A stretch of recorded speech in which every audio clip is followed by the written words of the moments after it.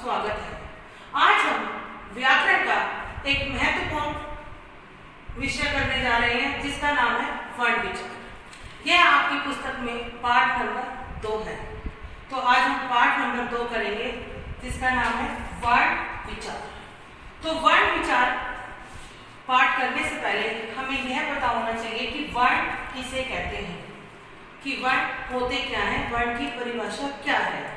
तो वर्ण भाषा की सबसे छोटी इकाई है जिसके टुकड़े नहीं किए जा सकते।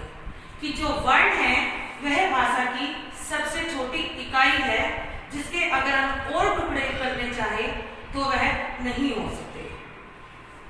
मान लो मैंने ये ए लिख दिया, तो अगर मैं इसका टुकड़ा करना चाहूंगी, टुकड़े करना चाहूंगी, तो इसके टुकड़े नहीं हो सकते। तो जो वर्ण है वह कौन होती है? भाषा की सबसे छोटी इकाई होती है जिसके टुकड़े नहीं किए जा सकते। और ए, आ, ई, क, ख आदि, तो ये सारे क्या हैं? ये वर्णों के उदाहरण हैं, वर्ण के उदाहरण हैं। फिर है वर्णमाला। वर्णमाला, माला का अर्थ क्या होता है? जो एक के बाद एक जो मोती पिरे होते हैं तो माला बनती है। तो वर्णमाला वर्णों की माला। वर्णमाला वर्णों की माला। वर्णों के क्रमबद्ध, क्रमबद्ध मतलब होता है एक के बाद एक। वर्णों के क्रमबद्ध समूह को वर्णमाला कहते हैं। कि वर्णों के क्रमबद्ध समूह को वर्णमाला कहते हैं। मान लो मैंने ये लिख दिया अ, ई, का, ड आदि, तो ये क्या वर्णमाला है? नहीं, क्योंकि ये वर्णों का क्रमबद्ध समूह नहीं है। तो वर्णों के क्रमबद्ध समूह को वर्णमाला कहते हैं। कि एक के बाद एक उसमें वर्ण होने चाहिए तभी वह वर्णमाला है। और किसी भी भाषा को सीखने के लिए उस भाषा के वर्णों को, वर्णमाला को सीखना सबसे जरूरी होता है। हर भाषा की अपनी वर्णमाला होती है। जैसे हिंदी की वर्णमाला है, अंग्रेजी में अल्फाबेट होते हैं। अगर हमें अंग्रेजी भाषा सीखनी है तो हम क्या सीखेंगे? अल्फाबेट सीखेंगे। और हिंदी में हम क्या सीखेंगे? वर्णमाला। तो ये आपकी सबसे पहले वर्ण है, फिर है वर्णमाला। फिर हमारा दूसरा है कि जो वर्णमाला होती है उसमें कितनी तरह के वर्ण होते हैं। कि वर्णमाला में कितनी तरह के वर्ण होते हैं। तो वर्ण के भेद, वर्ण के भेद कितने भेद होते हैं? वर्ण के 2 भेद होते हैं, स्वर और व्यंजन। स्वर और व्यंजन। पूरी वर्णमाला को इन 2 भागों में बांटा गया है। कि पूरी वर्णमाला जो भी है हमारी हिंदी की वर्णमाला, उसमें जो वर्ण होते हैं ये 2 तरह के वर्ण होते हैं, एक स्वर और एक व्यंजन। तो सबसे पहले हम स्वर के ऊपर आएंगे। स्वर वे वर्ण होते हैं जिन्हें बोलने के लिए किसी और वर्ण की आवश्यकता नहीं होती। स्वर वे वर्ण होते हैं जिन्हें बोलने के लिए किसी और वर्ण की आवश्यकता नहीं होती। कि अगर हम उनका उच्चारण करते हैं तो जो है हमारी जो मतलब मुख से जो हमारी ध्वनि है वो कहीं टकराती नहीं है, वह सीधे बाहर निकल जाती है। तो वह क्या है? जैसे मैंने बोला अ, आ, ई, उ, ओ, औ, री, ए, ऐ, ओ। तो ये क्या है? ये हमारे स्वर है। अब आपने देखा होगा जब मैंने बोला तो मेरा जो मुंह था वह हमें खुला ही रहा और कहीं भी जो मेरी थी वो मतलब टकराई नहीं ध्वनि। तो वो क्या होते हैं? स्वर। और स्वर के 3 भेद होते हैं। जो स्वर होते हैं इसके भी कितने भेद होते हैं? 3 भेद होते हैं। पहला होता है ह्रस्व स्वर।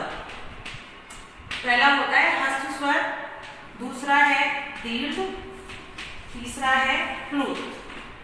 ये हमारे क्या है? ये हमारे स्वर के भेद हैं। ह्रस्व स्वर कौन से होते हैं? ह्रस्व स्वर वे स्वर होते हैं जिन्हें बोलते समय सबसे कम समय लगता है। जिन्हें बोलने में सबसे कम समय लगता है। जैसे ए, ई,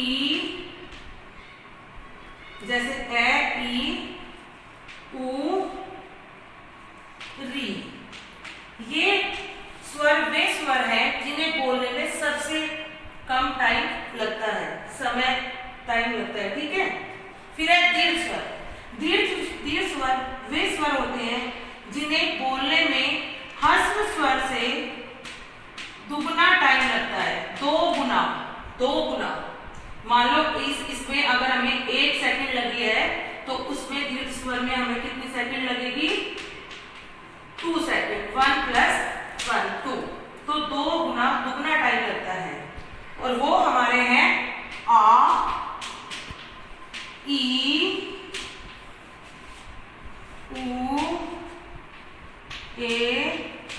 ऐ ओ औ।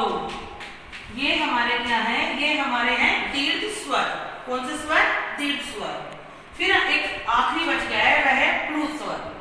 प्लुत स्वर क्या होता है? प्लुत स्वर वह स्वर होते हैं जिन्हें बोलते समय कितना टाइम लगता है? 3 गुना टाइम लगता है। मतलब 3 गुना टाइम लगता है कि अगर 1 मिनट इसमें लगी है तो इसमें कितनी मिनट लगेगी? 3 मिनट लगेगी इसमें। ठीक है, तो इसमें दुगना टाइम लगता है। जैसे ओम, या जैसे हम बोलते हैं हे, जैसे ओम, जैसे ओम हो गया, ये हमारे क्या है? ये हमारे हैं प्लुत स्वर, जिसमें 3 गुना टाइम लगता है। जो आपको ये निशान दे रहा है जिसमें ये है, तो समझ लीजिए ये प्लुत स्वर है। ये इसकी पहचान है कि ये कौन सा स्वर है? प्लुत स्वर है। तो अब हमने वर्ण के भेद जाने हैं कि वर्ण के कितने भेद होते हैं? स्वर और व्यंजन। फिर हमने जाना स्वर के भी कितने भेद होते हैं? 3 भेद होते हैं, ह्रस्व स्वर, दीर्घ स्वर और प्लुत स्वर। अब ह्रस्व स्वर कौन सा स्वर होते हैं? ह्रस्व स्वर वे स्वर होते हैं जिन्हें बोलते समय सबसे कम समय लगता है, और वो कितने होते हैं संख्या में? 4। कितने होते हैं? 4। और जो दीर्घ स्वर होते हैं, दीर्घ स्वर वे स्वर होते हैं जिन्हें बोलने में 2 गुना टाइम लगता है, और ये कितने होते हैं? 1 2 3 4 5 6 7। ये कितने होते हैं? 7। और जो स्वर होते हैं वह कितने होते हैं? स्वर जो हमारे होते हैं वो होते हैं 11। और जो हमारे ये होता है अंगा, और इन्हें हम बोलते हैं अयोगवाह। अयोगवाह इन्हें हम बोलते हैं क्योंकि यह स्वर और व्यंजन के बीच में आते हैं, और इनको बोलते समय स्वर के साथ व्यंजन की भी ध्वनि आती है। तो ये हमारे क्या होते हैं? अयोगवाह।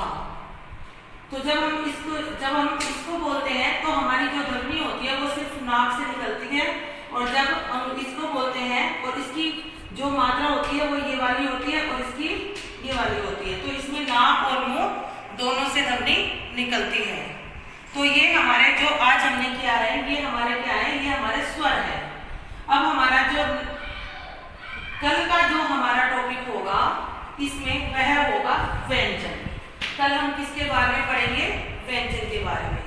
तो ठीक है, चलो अब आज हमने क्या जाना? आज हमने जाना वर्ण किसे कहते हैं, फिर हमने जाना वर्णमाला क्या होती है, फिर हमने जाना वर्ण के कितने भेद होते हैं, और वर्ण के भेद में जो वर्ण के 2 भेद है स्वर और व्यंजन, और स्वर के भी 3 भेदों के बारे में आज हमने पढ़ा है।